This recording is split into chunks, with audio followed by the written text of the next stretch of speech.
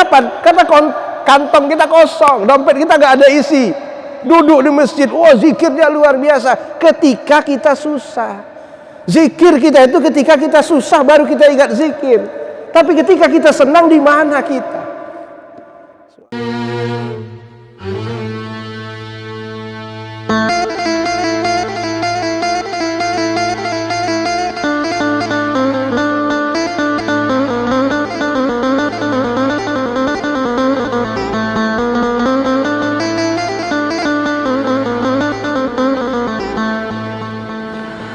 Assalamualaikum warahmatullahi wabarakatuh. Alhamdulillahillazi ahyana ba'da ma amatana wa ilaihin nusyur. Asyhadu an la ilaha illallah wahdahu la syarika lah wa asyhadu anna Muhammadan abduhu wa rasuluh la nabiyya ba'dah. Allahumma salli wa sallim wa barik ala sayyidina Muhammadin wa ala alihi wa ashabihi ajma'in, amma ba'du. Qalu subhanaka la ilma lana illa ma 'allamtana innaka antal alimul hakim.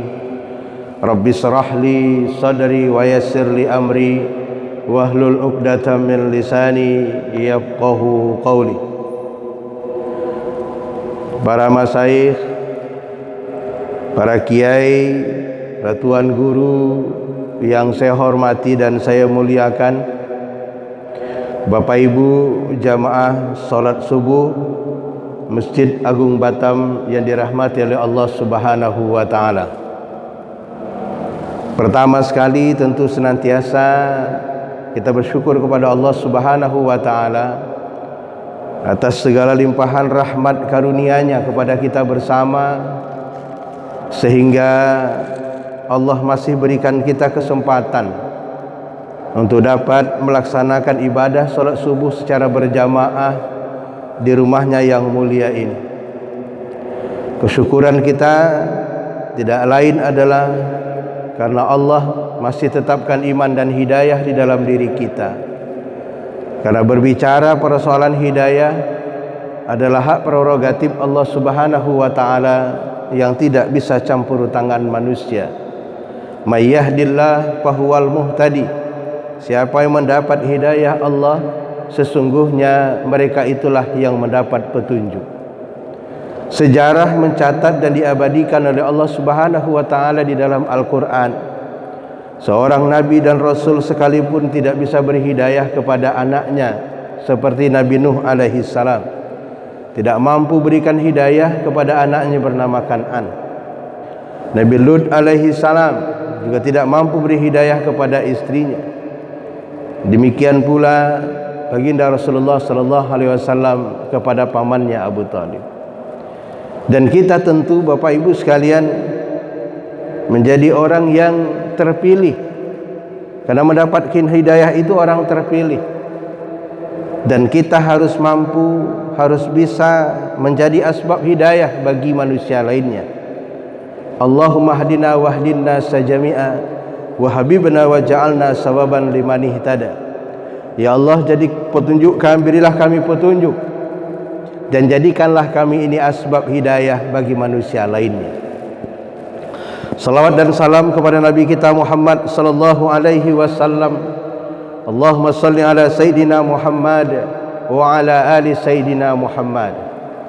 Harapan tidak lain adalah kita menjadi umat Rasulullah sallallahu alaihi wasallam yang menjalankan kehidupan ini sesuai dengan apa yang telah beliau ajarkan kepada kita di dalam sunnahnya, yang merupakan petunjuk bagaimana kita melaksanakan kitab Allah, yakni Al-Quran. Karena dua itu pusaka besar yang ditinggalkan oleh Rasulullah sallallahu alaihi wasallam kepada kita. Taraktu fikum amrain lan tamassaktum bihima lan tadillu abada. Kitab Allah wa sunnatur rasulih. Saya tinggalkan kepada kalian, kata Rasulullah, dua saja. Tidak akan pernah sesat buat selama-lamanya jikalau kalian berpegang teguh kepada kedua itu. Kitab Allah wa sunnatu rasulih. kitab Allah yakni Al-Quran dan sunnah Rasulullah sallallahu alaihi wasallam.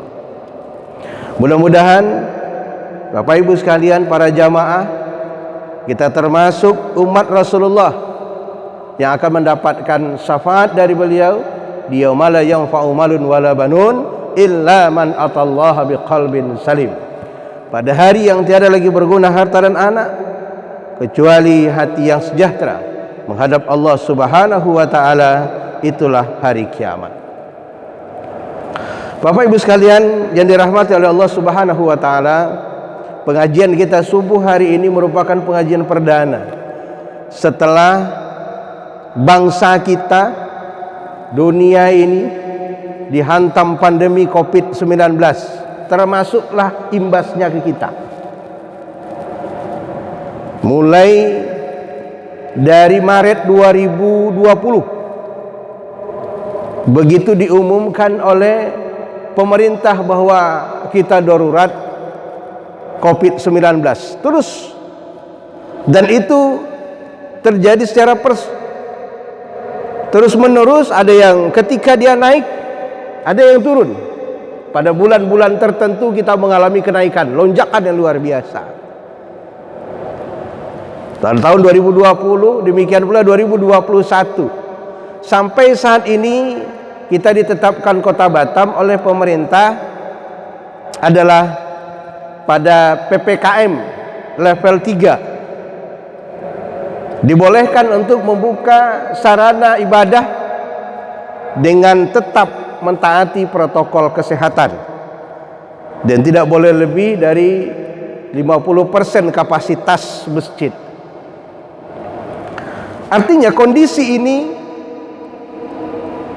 tentu bagi orang beriman bukan hanya sekedar melihat bahwa ini semata-mata pandemi, tidak. Mungkin orang di luar sana akan menyatakan bahwa ini adalah benar-benar pandemi, benar-benar suatu penyakit yang menghantam kepada tubuh manusia dan bisa berakibat kepada kematian. Tapi orang beriman tidak melihat pada sisi situ saja. Orang beriman akan mengambil hikmah dari sebuah peristiwa besar ini. Apa hikmah besarnya? Adalah masing-masing orang beriman harus introspeksi diri, tidak menyalahkan orang lain. Kecenderungan kita pada hari ini kan ketika terjadi sesuatu itu menyalahkan orang lain, yang sering kita sebut mencari kambing hitam. Ini kan salah si anu, ini puncanya dari sini, dari Wuhan Cina, puncak penyakit dibawa ke sini karena kita tidak mampu memprotek diri kita, karena macam-macam analisis pendapat manusia. Itu hanya sekedar pendapat, sekedar analisa. Tetapi bagi orang beriman, kembali kepada dirinya sendiri untuk menintrospeksi dirinya, bahwa apa yang terjadi ini, di mana kesalahan saya, bukan mencari kesalahan orang lain. Ternyata Bapak Ibu sekalian, diberikan contoh dari Rasulullah sallallahu alaihi wasallam ketika terjadi sesuatu pada diri seseorang, apa yang dilakukan. Maka pesan Rasulullah dalam sebuah hadis diriwayatkan oleh Tirmizi, untuk ketenangan kita ini, kenyamanan kita ini, ada yang paling utama, ada 3 hal yang paling utama yang harus kita jaga. Setiap orang beriman wajib menjaga ini, 3 hal ini. Kata Nabi, afdaluhu lisanun zakirun wa qalbun syakirun wa zaujatun mu'minatun tu'inuhu ala imanihi.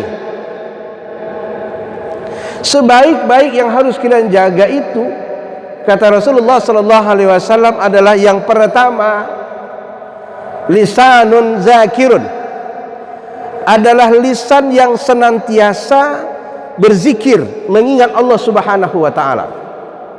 Dan zikir ini bisa melepaskan kita dari segala macam kesulitan. Afdhaluz zikri la ilaha illallah wa afdhalud du'a alhamdulillah.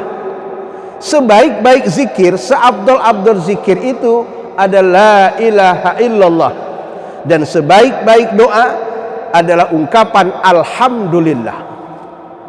Nah, itu dia. Kan sering itu kalau imam, afdhaluz zikri fa'lam annahu la ilaha illallah. Sebaik-baik zikir, ringan di lisan tapi berat di timbangan, adalah kalimat la ilaha illallah. Banyak lagi zikir yang harus kita laksanakan. Ketika salah seorang sahabat Nabi yang bernama Auf bin Malik, itu dia merasa gundah, merasa betul-betul hatinya tidak tenang karena anaknya diculik, anaknya ditangkap oleh kufar Quraisy ketika mengembalakan domba. Ditangkap. Suami istri ini, Auf bin Malik dengan istrinya gelisah benar, tidak tahu harus bagaimana. Dalam kegelisahan itu dia datang kepada Rasulullah sallallahu alaihi wasallam, menceritakan persoalannya. Kata Rasulullah hanya berpesan dua saja. Pertama sabar, yang kedua zikir, minta kepada Allah. Apa zikirnya? La haula wala quwata illa billah il aliyil azim. Itu saja kata Rasulullah. Baca itu terus. Suami istri ini baca.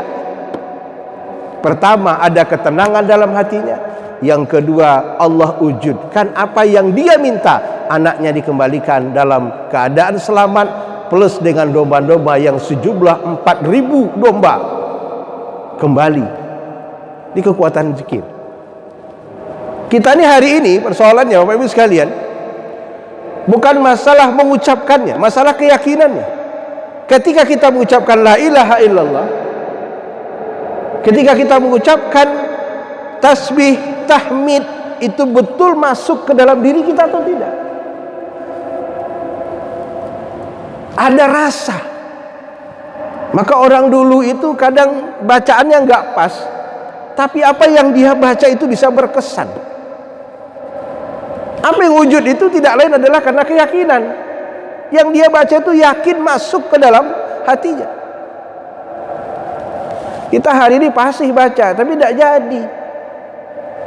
Itu ya, tidak jadi, Pak. Saya bilang dulu nenek saya itu dukun kampung. Jadi kalau ada orang yang hamil mau melahirkan, kata dokter ini operasi. Dia bilang tunggu dulu, tengok dulu. Dia pegang aja perutnya gini.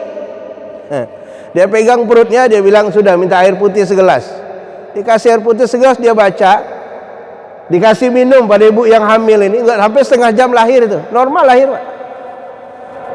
Saya kan termasuk yang usil, sering bawa dia dulu. Saya tanya, "Nek baca apa?" Dia bilang, "Apa pula dibaca? Fatihah dengan sholawat," katanya. Jadi memang. Tapi kenapa itu bisa jadi? Karena ahli zikir. Kita zikir kan ketika ada butuh aja. Rezeki serek, mulai baca Ar-Razzaq, Ar-Razzaq. Oh, perbanyak sampai 10.000 kali. Ketika apa? Ketika rezeki kita serek. Begitu kita susah uang mau baca, ingat ayat 1000 dinar. Wa may yattaqillah yaj'al lahu makhraja wa yarzuqhu min haitsu la yahtasib wa may yatawakkal 'ala Allah fa huwa hasbuh innallaha balighu amri qad ja'ala Allahu likulli shay'in qadara. Ingat benar ayat itu. Tapi saudara sekalian, ayat itu bukan untuk sekedar dibaca. Pahami. Ya, 1000 dinar itu tahunya orang Indonesia aja, orang Arab udah tahu itu. Ya Pak Bus ya. Tahu orang Arab, tahunya orang Indonesia, hebat orang Indonesia. Ayat Al-Quran itu bisa dijadikan pendatang rezeki yang luar biasa. Iya, baru ingat kita dari itu. Kenapa? Kapan? Karena kantong kita kosong, dompet kita gak ada isi. Duduk di masjid, wah zikirnya luar biasa. Ketika kita susah, zikir kita itu ketika kita susah baru kita ingat zikir. Tapi ketika kita senang, di mana kita? Subhanallah Bapak Ibu sekalian. Ini yang ceramah juga ngajarin diri sendiri nih Pak Bus. Benar ini, nekan diri sendiri. Dan inilah realita kita. Ini realita kita yang harus kita rubah paradigma kita, hidup kita ini. Sehingga kalau ini kita mampu terapkan, memandang sesuatu kejadian itu, kita akan mengambil hikmah di baliknya. Oh, apa salah saya? Di mana kekurangan saya? Oh, ternyata zikir saya yang kurang. Ternyata ingat saya kepadamu ya Allah kurang selama ini. Ini yang harus kita jaga. Bapak sekalian, kekuatan para sahabat itu dengan zikirnya, dia ingat kepada Allah. Kapan kita la ilaha illallah, la ilaha illallah, itu saja masuk dalam hati kita. Lain lagi terjemahan orang sufi. Orang sufi itu banyak kerangka di dalam tubuhnya ini. Ketika dia mengucapkan la ilaha illallah itu, kalau orang sufi itu kalau ditanyakan antara Allah dengan hambanya, itu jauh tidak berantara, dekat tidak bersentuh. Jangan terjemahkan Pak, tak sampai nanti kita situ. Jangan terjemahkan itu terjemahan orang sufi. Jadi ketika dia berzikir, dia merasa dekat dengan Allah. Allah itu dekat dengan hambanya, jauh tidak berantara, dekat tidak bersentuh. Jangan terjemahkan, tidak sampai nanti kita, bahaya gitu. Itu terjemahan orang sufi. Kita nggak usah sampai situ deh. Kita bisa rutin aja udah lumayan itu. Bisa rutin udah lumayan itu. Ya, zikir dan sholawat. Itu aja pegangan kita Pak. Banyak yang ditulis oleh para ulama kita, sejarah bagaimana kekuatan zikir itu. Ini kadang-kadang kita sering berserah kepada nasib, berserah kepada takdir. Ini kan takdir saya, ini kan nasib saya. Jadi gitu. Ketika jadi sesuatu, baru sandarkan kepada Allah dengan bahasa takdir dan nasib. Jadi Yusuf Qaradawi itu diulas kembali oleh Khairi Shihab, antara takdir dengan nasib itu beda Pak ternyata. Nah, takdir dengan nasib itu beda. Orang bilang kan ini kan nasib saya, seolah-olah itulah takdir. Ini kan takdir saya, itu seolah-olah itulah nasib. Jadi kalau Khairi Shihab itu menggambarkan kalau takdir itu ukuran pasti, itu takdir. Contoh usia, ada 50 tahun, 60 tahun, 70 tahun, kapan dia meninggal, itu takdir. Tetapi nasib itu bisa dia merubah gitu ya. Nasib itu dengan bagaimana dia dekat kepada Allah, bagaimana dia merubahnya. Innallaha la yughayyiru ma biqaumin hatta yughayyiru ma bi anfusihim. Ada ikhtiar. Ikhtiar itu tentukan nasib. Orang mau punya duit kerja. Gitu. Kan gitu, Pak. Jadi bagaimana nasib dia punya duit, harus dia bekerja. Nah, perjalanan ini sama itu, contohkan begini. Ada mobil, satu mobil ini kecepatannya 200 km per jam. Ada satu lagi 70 km per jam. Ini ukurannya pasti. Tapi bagaimana di perjalanannya nanti, yang 200 km per jam ketetapan ini jangan melampaui 200 km per jam. Dan yang 70 km per jam ini juga jangan melampaui. Itu sudah takdirnya. Tapi pada kondisinya di jalan ini dia nentukan, supirnya nih nanti nih mau belok kiri kah, belok kanan kah, mau lurus dia. Ada ikhtiar di situ. Nih Bapak Ibu sekalian, itu yang pertama. Dan kita memang harus hari ini dalam kondisi-kondisi kita seperti ini Bapak Ibu sekalian, tidak lain adalah kita upaya untuk mendekatkan diri kita kepada Allah Subhanahu wa taala dalam bentuk zikir kita. Yang kedua, wa qalbun syakirun, hati yang senantiasa mensyukuri nikmat Allah. Syekh Al-Junaid ketika kecil dia bermain di depan gurunya. Waktu itu gurunya sedang mengajarkan tentang syukur. Waktu itu Al-Junaid berumur 7 tahun. Sambil bermain, gurunya itu sedang mengajarkan para murid-murid yang sudah dewasa tentang syukur. Sehingga gurunya bertanya, "Ya Junaid, apa itu syukur?" Ini anak kecil umur 7 tahun, kata orang Melayu selamba aja jawab deh. Orang Melayu bilang selamba aja jawabnya. Syukur itu adalah tidak menggunakan nikmat Allah untuk maksiat. Itu gurunya nangis. Jawabnya selamba aja, anak kecil umur 7 tahun. Tapi jawaban luar biasa. Ditanya oleh gurunya, "Junaid, apa itu syukur?" Jawabnya sambil lari anak-anak itu, "Tidak menggunakan nikmat Allah untuk maksiat." Itu jawabnya. Nah, kita sekarang ini gimana? Nikmat sehat kemana kita? Nikmat iman di mana kita? Tanya kepada diri kita masing-masing lagi. Hari ini sehat nih. Bagaimana kita mensyukuri nikmat sehat itu? Dan kita baru tahu nikmat sehat itu ketika kita sudah sakit. Baru kita tahu, oh ternyata tak enak betul sakit itu. Semua kita pernah mengalami itu. Nah, hari ini Bapak sekalian, kita berada di masjid ini. Apa yang ada pada diri kita tadi adalah rasa syukur, dekat kita kepada Allah Subhanahu wa ta'ala. Jadi ini ajalah kajian kita dua nih pada subuh hari ini. Tidak usah panjang-panjang, singkat-singkat saja. Yang penting ada makna untuk kita bisa menerapkan dalam kehidupan kita, Bapak Ibu sekalian. Kata Rasulullah, saya ulangi lagi, ya, dalam pengajian kita ini, lisan kita senantiasa berzikir kepada Allah, hati kita senantiasa mensyukuri nikmat Allah. Terjemahannya apa yang dikatakan oleh Al-Junaid itu, bahwa tidak menggunakan nikmat Allah ini untuk maksiat.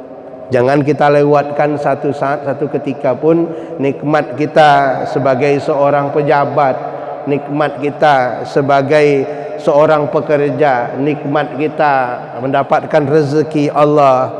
Bagaimana kita memanfaatkannya? Bagaimana kita menggunakannya? Untuk keberkahan rezeki itu, syukur kita kepada Allah dengan senantiasa kita menggunakan di jalan Allah Subhanahu wa ta'ala. Mudah-mudahan ceramah dan kultum lah, boleh dikatakan subuh hari ini, bisa memberikan manfaat kepada diri saya pribadi, dan saya berdoa kepada Allah Subhanahu wa ta'ala, Allah berikan kepada saya kekuatan untuk bisa mengamalkan apa yang saya sampaikan ini dan bermanfaat bagi Bapak Ibu sekalian. Terima kasih dan mohon maaf. Wallahu muwaffiq ila aqwamit thoriq. Wassalamualaikum warahmatullahi wabarakatuh.